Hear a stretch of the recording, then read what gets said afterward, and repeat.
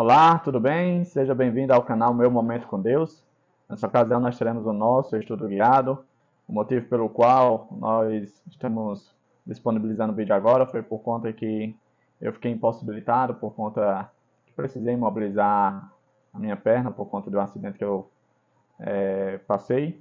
Mas louvado seja o nome de Deus, que já estou em condições para poder meditar junto com vocês no nosso estudo e assim não perder nenhum dia desse estudo maravilhoso do livro de Salmos. Antes de nós entrarmos, conhecer o tema e quais são os salmos apresentados a nós, quero convidar você a fechar seus olhos e orar junto comigo. Vamos orar então? Senhor Deus, estás nos céus, obrigado por mais uma oportunidade de poder te adorar, de poder meditar na tua palavra, de poder ter esse encontro especial contigo. Que nessa ocasião, teu Santo Bom Espírito fale aos nossos corações, que nos ensine a tua palavra e que nós possamos agir de conformidade a essa mensagem apresentada a nós. É isso que nós te pedimos, em nome de Jesus Cristo. Amém. Pois muito bem, o nosso estudo de hoje, quinta-feira, 21 de março, vai falar sobre o tema Quando Deus não se agrada de sacrifícios. Os textos apresentados são alguns, nós não iremos ler, eu convido você a ler em outro momento oportuno, mas são textos bastante importantes e que revelam o motivo pelo qual Deus não se agradava, quais eram as circunstâncias que Deus não se agradava dos sacrifícios, né? E a gente sabe que os sacrifícios que ele solicitou ao povo eram uma das formas que o povo tinha de adorar a ele. E os textos são Salmos 40, do verso 6 ao 8, Salmos 50, do verso 7 ao 23, e Salmos 51, do verso 16 ao 19. Eu separei aqui alguns pontos para a nossa reflexão, e o primeiro ponto fala o seguinte: o ponto principal nesses versos não é a aversão do Senhor aos sacrifícios e festivais de Israel, mas as razões para tal repugnância. Qual era a razão para tal repugnância? A distância fatal entre a adoração e espiritualidade. No livro de Salmos, esses contextos apresentam que em algumas situações o povo demonstrava adoração a Deus, porém longe de Deus. E aí fica aquele questionamento: como assim? Você já deve ter se deparado com alguma situação de pessoas buscando a Deus, mas estando ali apenas de corpo presente, né? E isso é o ponto que entristece a Deus, porque Deus ele não necessita de sacrifícios de animais, como era na época dos israelitas, simplesmente por fazer. Não. Deus se interessava exatamente na mudança que envolvia no coração do adorador. Quando o adorador reconhecia a dependência de Deus, quando o adorador reconhecia que Deus era quem, vamos dizer assim, podia o perdoar, livrá-lo da culpa, livrá-lo da consequência do pecado. Quando esse processo acontecia no coração do adorador, então sim, Deus se agradava do sacrifício. Por quê? Porque tinha alcançado o objetivo. Mas quando o adorador fazia simplesmente por fazer, por já ser um hábito, por já ser, vamos dizer assim, algo repetitivo, então não se cumpria o propósito e Deus não se agradava. Um outro ponto que eu destaquei aqui no nosso estudo guiado foi o seguinte: Deus não estava repreendendo o seu povo por seus sacrifícios e holocaustos, mas por sua maldade e atos de injustiça que cometiam na vida pessoal. Muitas vezes as pessoas cumprem, né, a sua tarefa com Deus, né, o seu momento com Deus, e aí voltava para a sua vida cotidiana fazendo exatamente aquilo que era contrário à vontade de Deus. Ou seja, demonstra incoerência. Como você diz com os lábios que ama a Deus, que o adora, que o respeita, né, que o serve, mas na sua vida prática, fora do momento de adoração, fora do momento da espiritualidade, você vive uma realidade totalmente distonante à vontade de Deus. Por isso, Deus não se agrada desse tipo de sacrifício, desse tipo de adoração.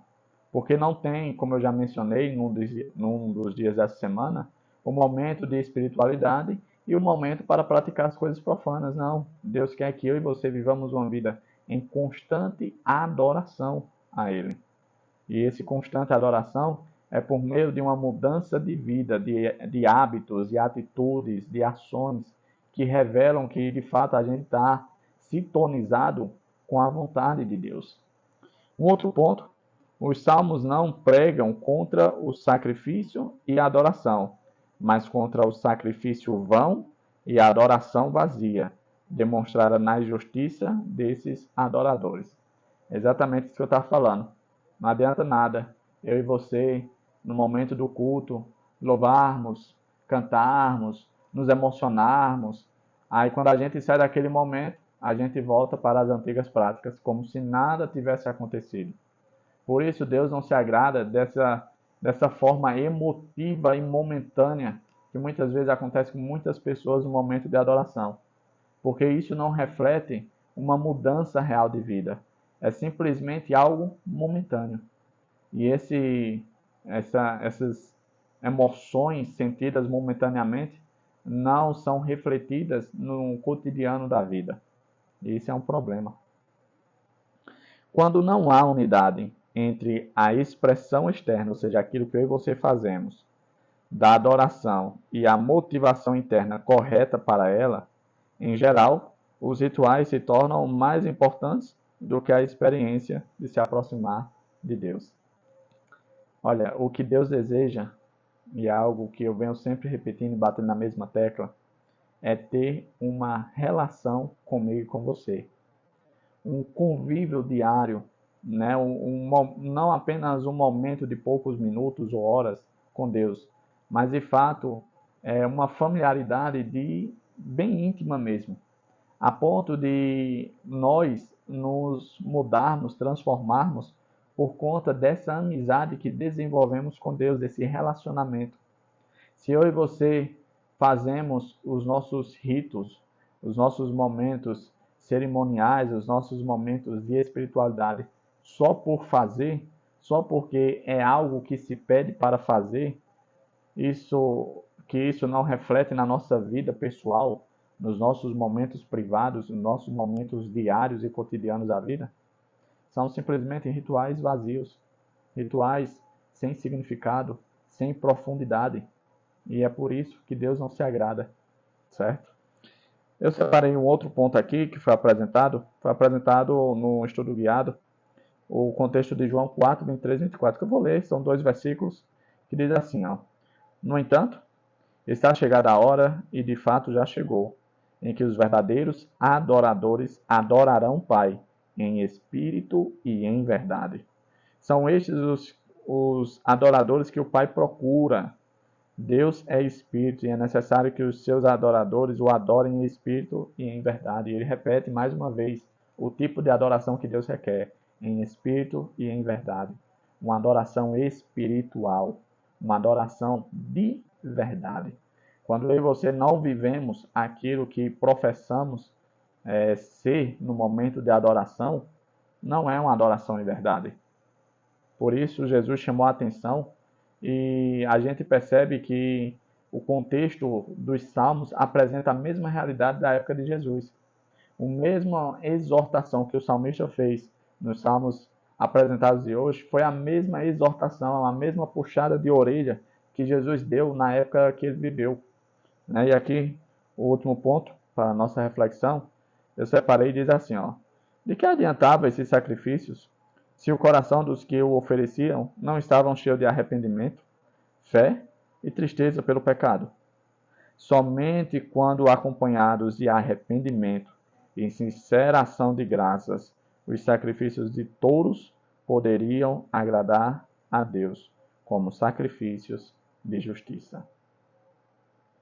Se eu e você não estamos arrependidos, não estamos exercendo fé, não estamos com o coração contrito, como Davi expressou no Salmo 51, a nossa adoração, o nosso pedido de perdão não é aceito pelo Pai, não agrada a Deus, porque estamos fazendo simplesmente por fazer. E não é isso que Ele deseja, uma adoração de aparência. Ele deseja um relacionamento real e vivo. E eu e você precisamos nos atentar a isso. Desligar o botãozinho do automático e prestarmos atenção o tipo de adoração que temos ofertado ao nosso Senhor. Porque Ele está vendo qual é o tipo de adoração. A pergunta é, eu e você estamos apercebidos do tipo de adoração? Se a nossa adoração for vã, vazia, sem espírito, sem verdade, infelizmente não servirá de nada. Não irá agradar a Deus, não irá alcançar a Deus.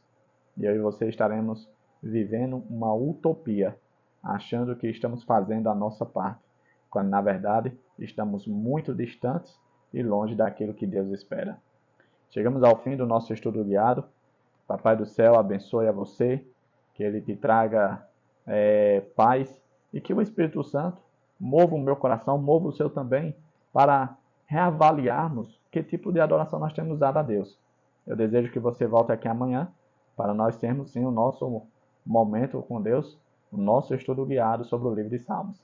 Até a próxima e tchau, tchau.